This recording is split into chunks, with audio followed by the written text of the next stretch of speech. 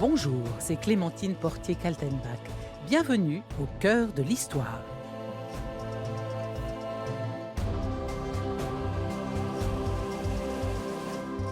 Aujourd'hui, j'ai voulu évoquer pour vous la grande peste noire qui s'abattit sur l'Orient et l'Europe dans la seconde moitié du XIVe siècle. Comment faire face à cette tragédie, à un fléau qui, dans l'esprit des hommes du temps, ne pouvait être qu'un châtiment de Dieu? C'est ce que nous allons voir dans ce nouvel épisode en 2 parties.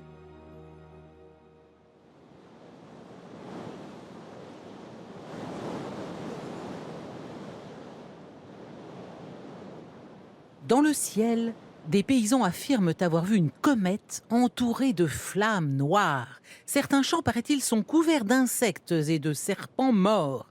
En cet automne 1347, la France s'apprête à vivre une fois de plus une saison anormalement froide et humide. Depuis 1310, le climat semble déréglé. Les récoltes sont de plus en plus mauvaises. La famine fait des ravages, particulièrement dans le nord du pays. Les épidémies de typhus, de typhoïde et de choléra se succèdent impitoyablement sans qu'on puisse donner un nom à ces maladies. On se contente alors de parler d'incommodité ardente. Le deuil était partout, et dans les croyances naïves de ces temps de simplicité mystique, chacun disait que le ciel s'était ligué avec la terre contre la race humaine. Le contexte politique à cette époque n'est pas plus brillant. La guerre contre l'Angleterre apporte régulièrement son lot de défaites. En 1346, la mer du Nord s'est teintée du sang de milliers de soldats massacrés par les armées d'Édouard III. Fin août, la chevalerie française a été réduite à néant par l'artillerie anglaise. La bataille de Crécy va rester hélas dans les annales de l'histoire comme l'une des victoires les plus glorieuses de l'Angleterre et l'une des pires humiliations qu'ait connue la France. Alors que chaque jour qui vient apporte malgré tout son lot d'espérance, une nouvelle calamité venue d'Orient s'apprête à fondre sur le pays.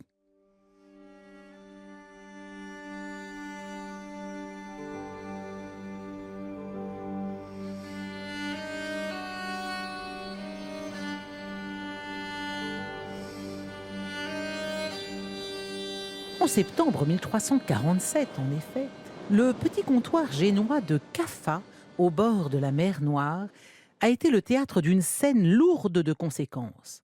La horde d'or mongole, rompant le traité commercial qui la liait à l'Italie, fait le siège de la ville.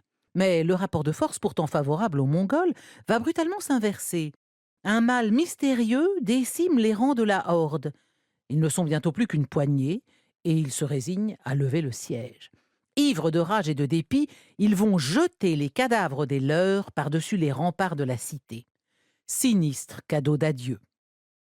Les Génois peuvent à présent quitter le comptoir. Ils embarquent dans leur galère destination l'Italie.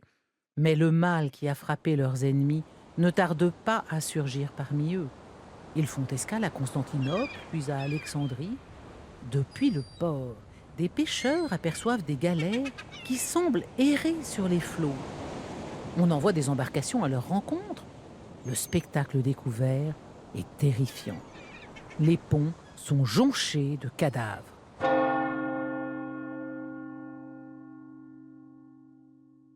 La flotte génoise, ou ce qu'il en reste, va longer l'Italie, remonter jusqu'à la côte française. Tout le monde ignore complètement les ravages déjà opérés par la maladie dans le reste du monde. On ignore qu'en Chine, 30 millions de personnes ont perdu la vie, le quart de la population. À Bagdad, Alep, 500 personnes meurent chaque jour. À Damas, Naplouse, Jérusalem, on ne peut plus enterrer les morts. Les cadavres sont précipités dans les fleuves ou les ravins. À Gaza, 22 000 personnes sont mortes en un mois. Les contrées de Mésopotamie offrent le spectacle de champs jonchés de cadavres sur des kilomètres. En Égypte, le mal se propage à la vitesse de l'éclair. Et il s'ajoute une tempête de sable telle qu'on n'en avait pas eu de mémoire d'homme et qui va doubler le nombre de victimes. La Grèce va connaître une semblable conjonction de calamités. Alors qu'une chaleur étouffante s'abat sur Athènes, le mal qui frappe les habitants s'accompagne d'une invasion de sauterelles et de chenilles qui vont détruire toutes les récoltes en 3 jours. La population frappée de panique massacre tous ses esclaves, redoutant une mutinerie. Et comme si la coupe n'était pas déjà pleine, un tremblement de terre va secouer les fonds marins de la mer Égée, déclenchant un raz-de-marée sur les côtes.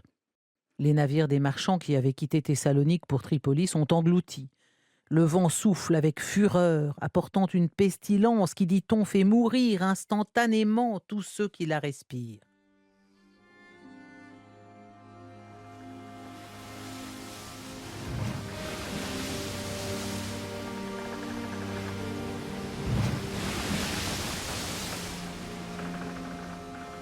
Les Génois, encore vivants, accostent en Sicile, où ils sèment la mort une fois de plus. Messine et Syracuse sont réduites au tiers de leurs habitants, tandis que la ville de Trapani est tout bonnement rayée de la carte. La peste qui frappe le monde est déjà désignée par de lugubres synonymes. On l'appelle mortalega grande, pestis atrocissima, peste épouvantable, anguinalgia, mort dense, mort noire, ou plus simplement, la mort. Dans le ciel, on observe, ou on croit plutôt avoir observé, d'étranges phénomènes. La comète entourée de flammes noires aperçue par les paysans est attestée par un historien de Florence, Villani. Selon lui, elle est apparue dans la constellation du Taureau sous l'influence funeste de Saturne. Il attribue sa sinistre couleur à la présence d'anthracite dans les contrées où elle a été formée. D'ailleurs, cette caractéristique ne se retrouve-t-elle pas sur la peau des malades, sous forme de taches grisâtres, et sur la langue de certains, devenue charbonneuse en quelques heures? Oui, à coup sûr, Saturne y est pour quelque chose. Les Génois, interrogés par les astrologues, prétendent, eux, avoir vu des flammes jaillir de terre, dévorant hommes et bêtes. Ils affirment avoir observé une pluie de vers noirs, pourvue de 8 pattes et d'une queue. Frappés d'effroi, les hérétiques se seraient convertis à la foi chrétienne, une pluie de sang aurait englouti la Mecque, et les femmes prises de folie se seraient entre-dévorées, tandis qu'hommes et bêtes, affirme un médecin allemand, ont été transformés en statues. En novembre 1347, la flotte génoise accoste à Marseille. La population de la ville ne sait rien de la tragédie qui se joue alors dans le reste du monde. On accueille les marins sans méfiance aucune. Ils ont perdu des hommes d'équipage, mais tout cela fait partie de ces malheurs propres à ces temps anciens, où la mort et la maladie sont des compagnes funestes de chaque jour. Pourtant, parmi eux, certains sont déjà porteurs du mal qui décime l'Orient, et ils sont terriblement contagieux. Quand les Génois repartent, c'est la foudre qui s'abat sur Marseille. En moins de 2 semaines, des rues vont se vider de leurs habitants. Dans l'une d'entre elles, il n'y a plus âme qui vive, au point qu'elle sera débaptisée rue Rifle-Rafle. Les médecins dépêchés auprès des malades n'arrivent souvent que pour constater le décès. Ils ont observé avec effroi les symptômes de cette maladie. Taches grisâtres sur tout le corps, fièvres hémorragiques, et pour certains d'entre eux, des abcès noirs à l'aine ou à l'aisselle, des bubons, ce qui vaudra à cette peste le nom de peste noire ou de peste bubonique. Mais s'ils sont capables d'identifier la peste, celle-ci semble être d'un genre nouveau. Elle se propage très vite, parcourant près de 20 lieues par jour, soit 80 de nos kilomètres. Lorsque la peste arrive à Avignon, où est installée la papauté, Marseille est déjà réduite au tiers de sa population. Le pape Clément VI a été averti de l'arrivée du fléau. Il sait les dispositions prises par le seigneur de Milan. Ce dernier a donné l'ordre de quitter sans délai les villes et les villages, de se réfugier dans les forêts. Seuls les prêtres valides sont sommés de visiter les malades et les mourants et de leur donner l'absolution sous peine de feu. Le roi de France, Philippe VI, consulte tout ce que la France compte de médecins, de théologiens et de mages. Pour beaucoup, il ne fait aucun doute que le mal est un châtiment céleste envoyé par Dieu pour punir les chrétiens de leurs péchés. Dieu, dont la justice est toujours prête à punir le crime, permit que l'avarice des chrétiens remportât le digne salaire de leur commerce avec les Sarrasins. La peste dont il avait frappé les païens vint de l'Orient pour punir les crimes de l'Occident. Les astrologues débattent à n'en plus finir sur les causes réelles de la maladie. Ils invoquent une conjonction des planètes Jupiter et Saturne, responsables d'une infection de l'air, quand d'autres incriminent la Terre, dont les secousses récentes ressenties dans le sud de la France ont pu libérer des vapeurs délétères. Discussions à n'en plus finir, aussi impuissantes à arrêter le mal que les médecines d'alors. Et pendant ce temps, la peste continue son œuvre de destruction. Des nouvelles terribles arrivent d'Italie. On dit que Florence et Venise ont perdu tous leurs habitants. Les morts se comptent en centaines de milliers. En remontant vers le nord de la France, la peste a dévasté Lyon et Saint-Étienne. Dans cette dernière ville, on a compté 63 000 morts en un mois. Au début de l'épidémie, on essayait de les enterrer selon le rite habituel. Mise en bière, procession, messe, mise au tombeau. Au mois de janvier 1348, c'est devenu tout bonnement impossible. Les prêtres dépêchés au chevet des mourants ont été emportés par la maladie. Les moines appelés à l'aide ont subi le même sort. Dans le sud de la France, les monastères ont été vidés de leurs religieux. Les ordres mendiants, dont les frères s'étaient par vocation dédiés au secours des malades, sont réduits au 10e.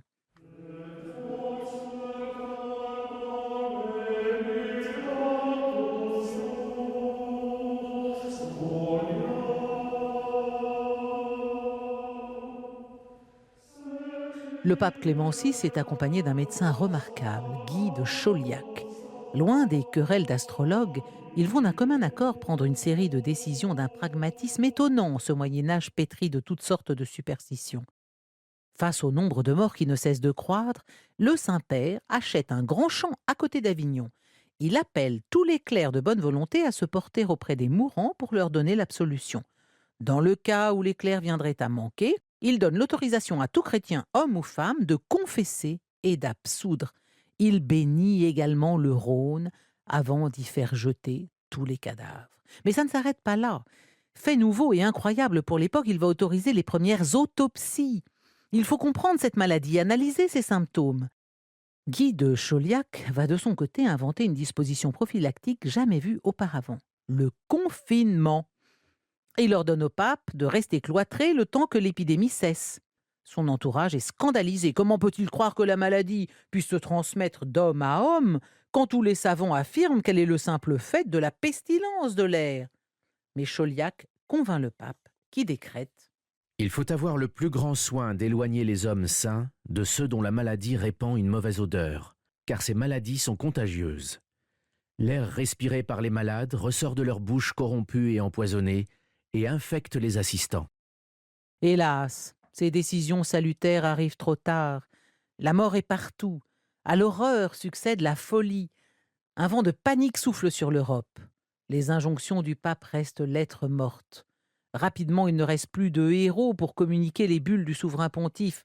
Dans la région d'Avignon, des clercs le voient passer à cheval au grand galop pour se porter auprès de ces clercs et les soutenir par sa présence aux grandes dames de Guy de Chauliac. Guy de Chauliac, qui nous l'avons vu, lui a enjoint de rester claquemuré dans l'enceinte du palais.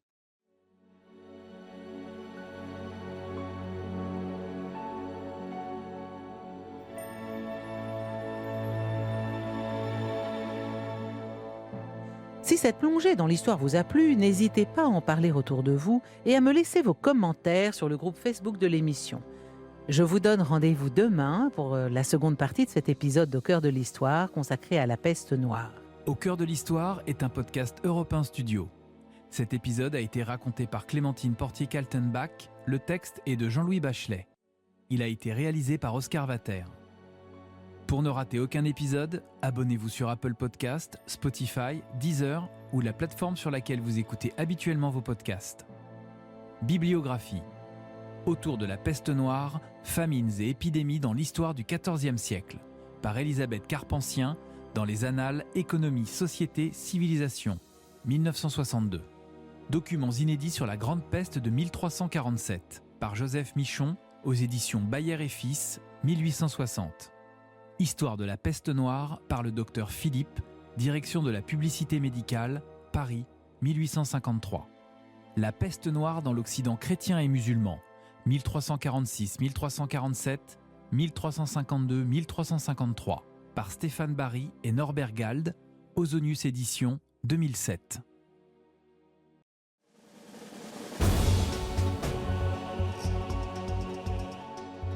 Bonjour, c'est Clémentine Portier-Kaltenbach.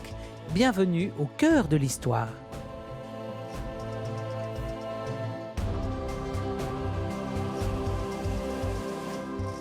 Dans ce nouvel épisode en 2 parties, j'ai voulu évoquer pour vous la grande peste noire qui s'abattit sur l'Orient et l'Europe dans la seconde moitié du XIVe siècle. Comment faire face à cette tragédie, à un fléau qui, dans l'esprit des hommes du temps, ne pouvait être qu'un châtiment de Dieu? C'est ce que nous allons voir. Seconde partie, les grands bouleversements.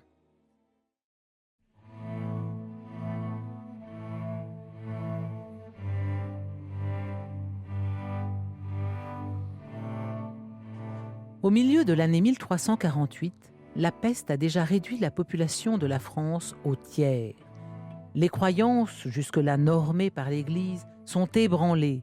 On ne se résout pas à brûler les morts. C'est une pratique réprouvée par le dogme.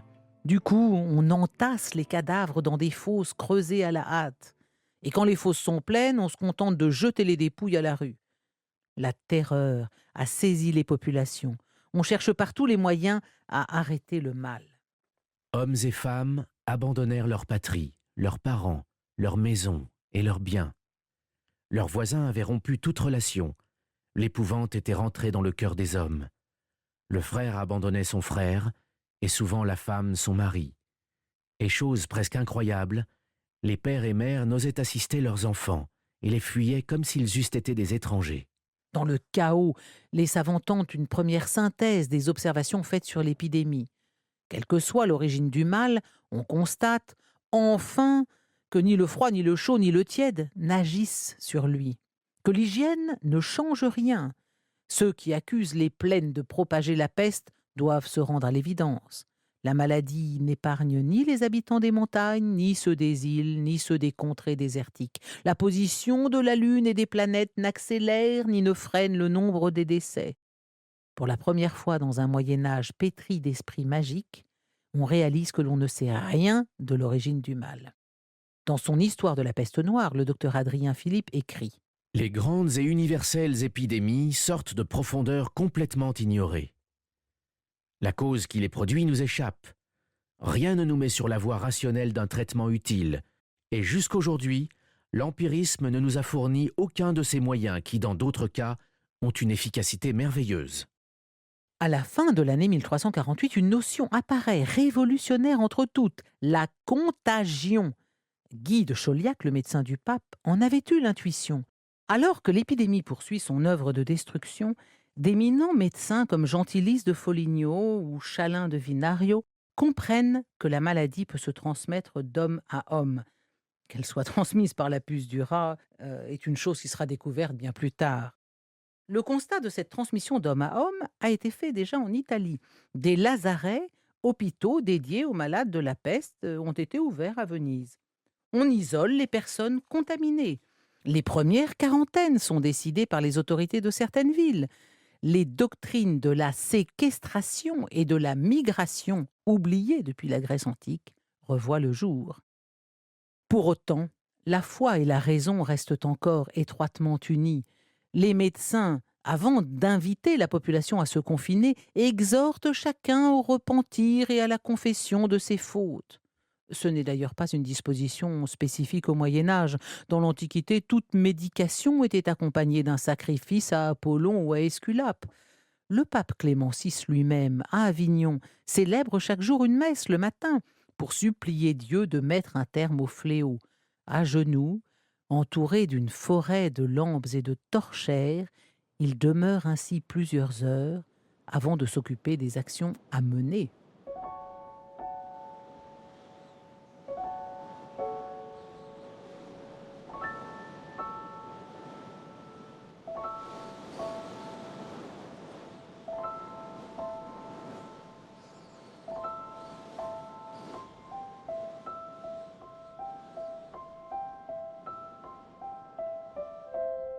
Pendant ce temps, les médecins cherchent dans l'urgence un remède qui puisse avoir raison du mal. La médecine de l'époque est encore l'héritière de celle de l'Antiquité. On ne connaît de médication que par les plantes. À l'automne 1348, alors que la population française est revenue à son niveau de l'époque de la Gaule, on s'essaye à de multiples concoctions, fumigations, inhalations. Les rues se remplissent de fumée, de choux et de coings brûlés. Médecins et mages prévoient une pluie infecte venue d'une configuration planétaire propice et au terme de laquelle l'air redeviendra pur. Il faudra alors brûler des sarments de vigne et y jeter de la camomille. Par-dessus tout, il faudra se garder de la fraîcheur du soir ou du matin. Il faudra boire des décoctions de clous de girofle, de sauge, de romarin et éviter absolument l'huile d'olive, la colère et l'ivresse. Les mélanges les plus saugrenus sont présentés comme des remèdes miracles. Myrrhe, menthe, santal, musc, excréments humains, fientes d'oiseaux doivent être amalgamés selon des proportions très précises. Mais attention, après avoir mangé, il faudra se garder de se coucher sur le dos, position qui est propice à la circulation des humeurs pestilentielles. Non, il faut se coucher sur le côté gauche de manière que le foie ne soit pas comprimé par l'estomac. Parmi les compositions qui emportent l'adhésion de tous les médecins d'alors, on trouve la fameuse thériaque, mélange de 55 herbes qui, nous dit-on, préserve totalement de la peste. Les volontaires envoyés près des malades en garniront un masque en forme de bec de corbeau qu'ils placeront sur leur visage pour empêcher les vapeurs délétères de parvenir jusqu'à leurs narines. Ce masque fera date, puisqu'il deviendra un incontournable de la Commedia dell'arte et de son Medico della Peste. Gemmes et pierres précieuses viennent aussi apporter leur secours. On conseille de se faire graver sur une améthyste un homme à genoux, entouré par un serpent, dont il tient la tête dans la main droite et la queue dans la main gauche. On le voit, tous les moyens sont bons pour tenter de se prémunir contre la contagion. La détresse abyssale dans laquelle est plongée la population engendre ressentiment puis haine contre ceux qu'on accuse d'avoir propagé l'épidémie. Il faut trouver un coupable. Dans l'est de la France, alors que la papauté a privé des sacrements de l'Église tous ceux qui se réclamaient du roi de Bavière, les habitants des grandes villes en perte de repères vont s'en prendre aux Juifs. On les accuse d'avoir empoisonné l'eau des puits, de tenir leur poison des araignées et des hiboux. Beaucoup avouent sous la torture. À Mayence, on a même rassemblé les Juifs dans leur synagogue et on les a brûlés vifs. Même folie destructrice à Strasbourg, où on en massacre 900. Quelques-uns d'entre eux qui ont accepté le baptême pour échapper au supplice sont rattrapés dans les rues et décapités. Le docteur Adrien Philippe précise. Parfois, les autorités firent précéder les massacres d'un jugement en bonne et due forme, et les traces s'en trouvent dans les archives de Savoie. Parfois, les malheureux, entassés dans une grange, y étaient brûlés vifs. Ensuite, leurs biens confisqués figuraient dans les recettes des communes. La chronique de Brabant contient une phrase laconique. Anno 1349. Lors, on assomma les Juifs. Le pape, averti de ces horreurs, lance un appel pour demander l'arrêt immédiat des persécutions. Il fulmine 2 bulles coup sur coup, les 4 juillet et 26 septembre 1348. L'Église, dit-il, a le devoir de protéger les Juifs. Immédiatement, il fait ouvrir la cité d'Avignon à tous ceux qui le désirent. Mais là encore, la mesure tarde à être appliquée. Le corps ecclésiastique de la cité des papes est décimé. 42% des aumôniers sont morts, 35% des courriers, le tiers des officiers domestiques, des cardinaux, des secrétaires. Alors chaque jour, dans un office composé par ses soins, le pape supplie la Vierge Marie d'intercéder pour que Dieu libère son peuple des terreurs de sa colère. Le Saint-Père ordonne les premières dissections, quand cette pratique, associée à la sorcellerie, n'était autorisée en Europe qu'une fois par an pour l'examen de prisonniers condamnés à mort. Ces décisions salutaires sont pourtant impuissantes à endiguer les déviances indissociables de pareilles situations de crise. Dans les villes et les villages décimés par l'épidémie, des groupes d'hommes marchent en appelant à la pénitence. Munis de fouets à pointe de fer, ils se frappent le corps jusqu'au sang, dans la certitude que ce sang purifié permettra d'apaiser le courroux de Dieu et d'assainir l'air. Venus de divers milieux ascétiques, ils sont arrivés d'Italie, ont remonté le long des frontières françaises avant de proliférer en Germanie puis dans les Flandres. Au début, le caractère pénitentiel de ces mouvements n'inquiète pas l'Église outre mesure, mais lorsque le pape apprend horrifié que ces flagellants se confessent entre eux et s'administrent l'absolution, il exprime sans tarder sa condamnation et le renoncement à ces pratiques sous peine d'excommunication. De fait, les processions des flagellants se trouvent bien éloignées des pratiques autorisées par l'Église. Lectures, prophéties et sermons qui accompagnent les sectateurs portent la marque d'un mysticisme débridé. L'un des flagellants se levait pour lire une lettre. soi-disant apporté du ciel par un ange dans l'église de Saint-Pierre à Jérusalem.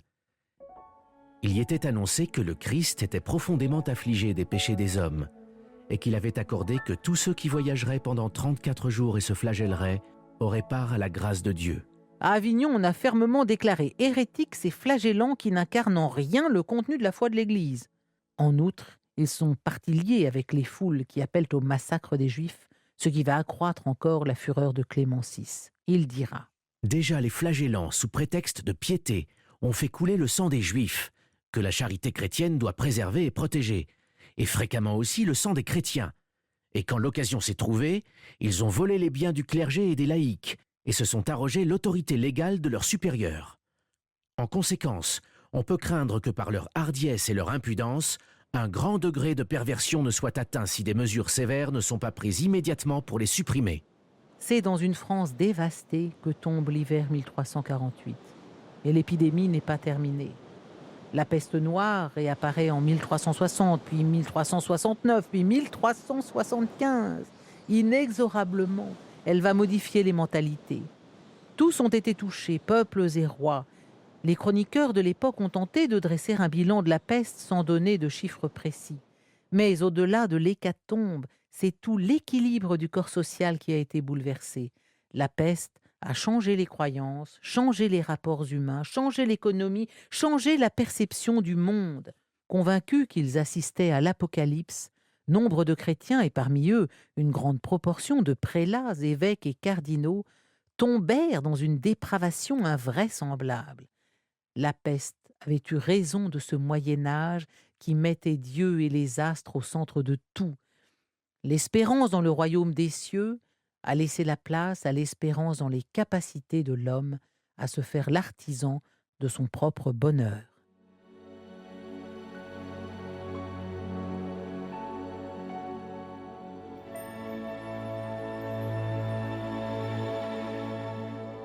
Si cette plongée dans l'histoire vous a plu, n'hésitez pas à en parler autour de vous et à me laisser vos commentaires sur le groupe Facebook de l'émission.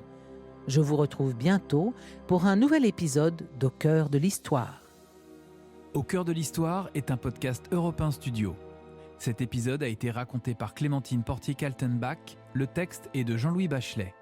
Il a été réalisé par Oscar Vater. Pour ne rater aucun épisode, abonnez-vous sur Apple Podcasts, Spotify, Deezer ou la plateforme sur laquelle vous écoutez habituellement vos podcasts. Bibliographie. Autour de la peste noire, famines et épidémies dans l'histoire du XIVe siècle, par Elisabeth Carpentien, dans les Annales Économie, Société, Civilisation, 1962. Documents inédits sur la Grande Peste de 1347, par Joseph Michon, aux éditions Bayer et Fils, 1860. Histoire de la peste noire par le docteur Philippe, Direction de la publicité médicale, Paris, 1853.